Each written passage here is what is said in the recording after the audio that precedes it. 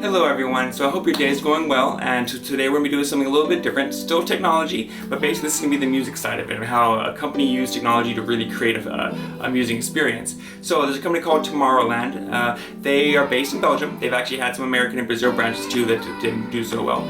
But they're still the biggest EDM music company around the world, and this year they decided to do an online complete digital festival, but with live acts. So basically the artists would come to be in a green screen, and they had all these kind of preparations. So we're going to be talking about that, the preparation, we're going to be talking about the execution, the good things and the bad, and we're going to come back and have a little conclusion of what I think they could have done better, and what I get in an overall score. So come on guys, let's check it out.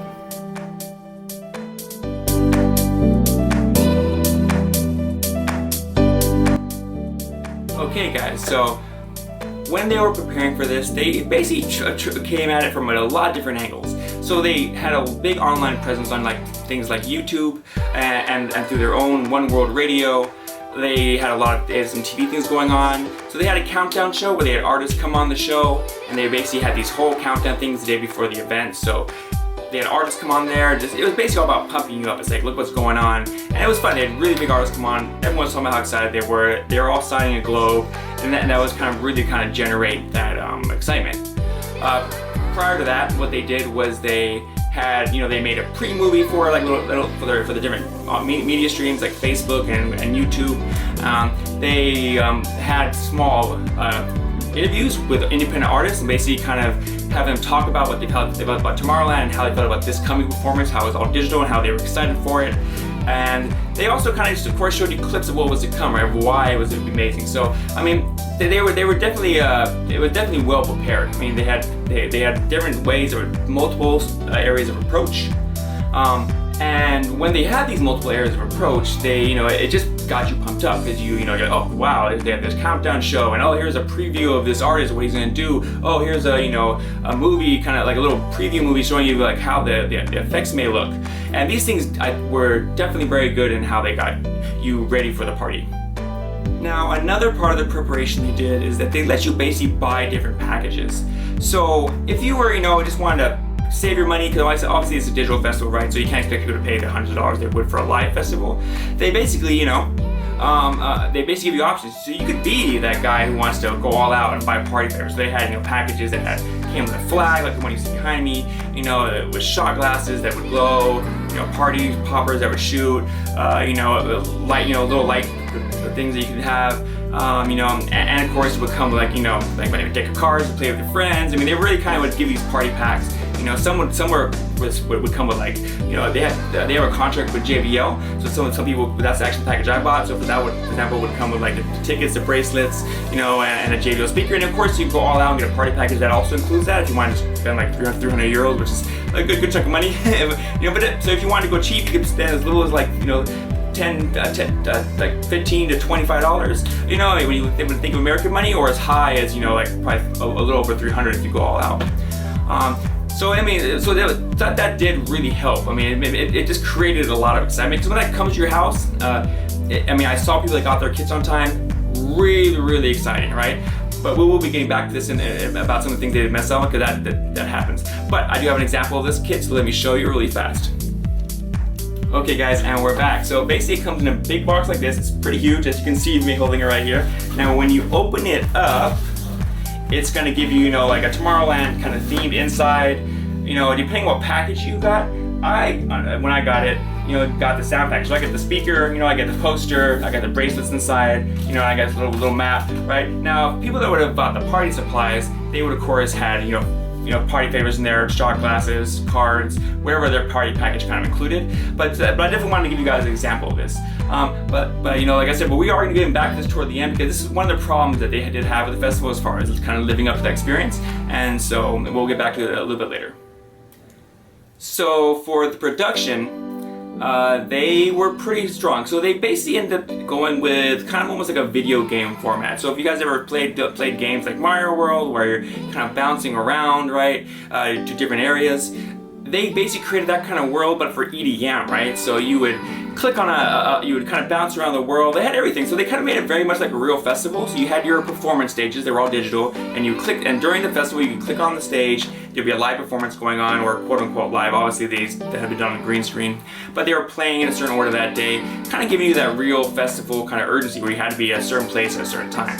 Outside of the stages, they had activity centers. So they had like a moose bar where you kind of just had general kind of fun music. They had a library. We basically did facts and played these puzzle like online games, basically kind of almost like you're playing a video game. They had their inspiration areas where you can go watch a lot of different artists like Shaquille O'Neal, kind of talk about what got them to Tomorrowland and why they enjoyed it. And, little clips of motivation. They had little areas to teach you how to make cocktails, which is like the Ibiza area, and so a lot of fun activities. So that, once again, production was well. It was well handled. I didn't notice any blips or problems during it. There was no real pauses. Now I did hear from some people that they had trouble getting in, so I guess it wasn't perfect. But for overall, for the most part, they pulled it off without any big glitches. So production, let's give them a pretty high score. But I give them a thumbs up again on that. I think they handled it pretty well, and it was surprising because it was fun. It made it obviously you're not at a festival, right? But the whole game aspect kind of made it like a fun world to kind of explore. Now the performances were pretty good. Now this is kind of where I had some criticism on, because basically what they created was a pretty cool environment. But it really comes down to what you had at home. So if you're a guy at home, you have an 80-inch TV or a 60-inch TV, right, a nice sound system, you're gonna have a pretty fun experience in your house, because they have this, they have a fake crowd going, the DJs are up there doing their normal thing, and so that was exciting. But when taking back in retrospect, I saw a lot of people that are actually just watching on their small TVs, on their tablets, and that's cool if that's an addition to your main center. But a lot of people are watching this around the world, and not everyone has it. Now, is it still more fun than a typical live stream? Of course, yes. But that's definitely something to take advantage. But the performances were done well. The artists came out with a pretty convincing passion that they were in a live audience. And so I don't think there was any problems there. They came out, they put on a good set. All new music was released during the festival. So even though this was a digital festival, not like a truly live one, they did release new tracks. Multiple artists did, so that was a pretty cool thing, because that's very similar to the real festival when new tracks just kind of come out. And so that all kind of created the enjoyment. There was also live chat rooms during the performances. So you could actually be in a chat room with like a bunch of people, or you could create a big chat room with just you and your friends, and that way you can kind of keep that communication going while you're running around, and you can kind of share the experience together. So performances, was it good? Definitely, I think they put on a pretty good job. Could have been better, sure, but when you consider the fact that this is a digital performance, I think they did the best that they could. They gave you the tools necessary so that you could have fun. I did notice though that if you are, say, a virtual reality person, you wanted to really immerse yourself, it didn't look that great. It just stretched everything out, so it wasn't designed for that. So if you were a VR person, you really couldn't jump in the crowd, and I know that the VR does offer some content like that, but Tomorrowland didn't do that. So but I'm not sure if that was just the programmer they were using. Maybe it's too hard to replicate that, but that's something just to note. Okay guys, so let's talk about where a few things went wrong with their production. So remember that big party package I showed you earlier? Yeah, not everyone got it on time, including me. I literally only just got mine yesterday on the Thursday, I believe the 6th. And so, yep, I didn't get it. And so as a result, I was really let down when the party first started. I was a little grumbled. I paid, about 200 American dollars, paid one of the more premium tier packages, and didn't get my experience until a week later. Now, replays are still going, so I still have some days to enjoy this package with my, replays if I want to, but that's not the same thing, because when the party happened, everybody was on the party, right? I had all my friends on there, and I'm sure lots of other people kind of had that same experience.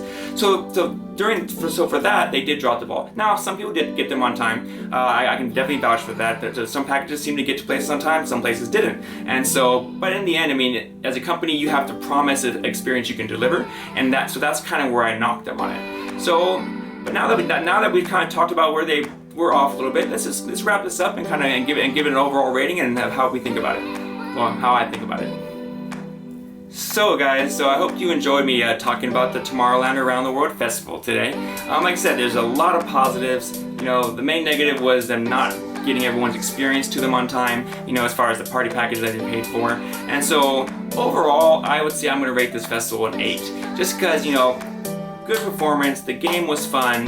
You have to take into mind, while there were expensive party party options, that wasn't something you had to do. You could just pay $20 if you wanted just the weekend, or you could pay just $40 if you wanted a party package, which would cover the weekend plus the following 2 weeks of replays. So you didn't have to, go all out. So I mean, it wasn't, they weren't, charging that much. And so I think for that price, the value was there. Now, as far as the party packages, like I said, if you paid for it and didn't get it on time, that definitely probably wasn't worth it, just because you paid money, you didn't get what was promised you. But other than that, I mean, performances were good. Outside activities, outside the music stages were good. The game environment was a fun experience, because it just kind of kept it fun, even when you weren't really in the thing. It was kind of fun exploring the world, even some cool animations of giving you a tour of the world. And they basically just and the prep work, the build up, the countdown shows, the artist interviews, all those things were done really, really well, systematically, to where you went into that weekend pretty excited about what's going on. And so, and that's why I think, like I said, that's why I say it's 8 out of 10. So, I hope you guys liked what I was talking about today. If any of you guys are at that festival or have any opinions on it, please jump in the comments. I would love to hear your point of views. And please hit that sub button and subscribe. Hit that like button as well. All those things help me out. I'm also relatively new. I would love to have more people part of my, tech discussions every day, and just have some fun times. So, like I always say, if you guys see me in the bar, let's have a drink, and I'll talk to you guys next time. Bye.